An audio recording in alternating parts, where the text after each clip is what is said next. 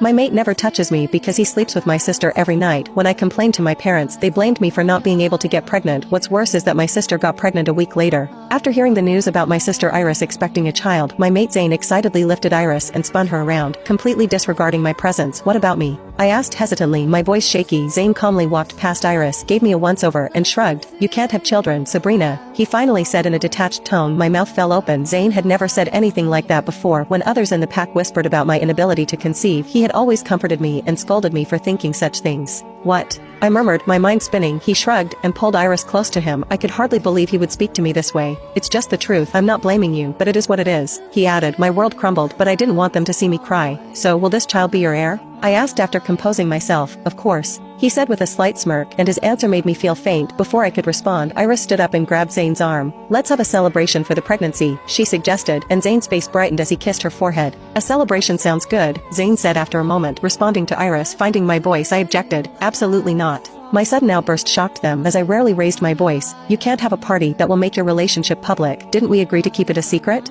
I asked, my heart racing. If their relationship and her pregnancy were exposed, I would be humiliated in front of everyone. Zane laughed. That agreement was before she got pregnant. Now that she is, there's no reason to hide it. You're not cruel enough to expect that, are you? He mocked. Cruel? You're the one being cruel, hurting me like this, I retorted, pointing at him. Sabrina, you can't stop this, Zane said coldly. We had an agreement, I reminded him, trying to keep calm, but Zane shook his head. We didn't, he said firmly, and his cold words felt like a slap. Tears burned my eyes, but I refused to cry. Crying had never solved anything. In the past, Zane hated seeing me cry and would give in to my requests, but now, it seemed he no longer cared. If you go through with this, everyone will ridicule me. I'll be the laughingstock of the pack. Please, Zane, if you still care about me, don't do this, I pleaded, my voice filled with despair. I reached out to touch his arm, but he moved away. Iris's mocking laugh drew my attention, and she rolled her eyes before looking away. Stop being selfish. I finally have an heir, and you should be happy for me, Zane declared. My heart shattered again. I love you, Zane, that's why I'm begging you, I continued. Iris interrupted. Let's go plan the celebration, Zane. Leave my sister alone. She clearly needs some time to herself. Her smug expression enraged me. You traitor.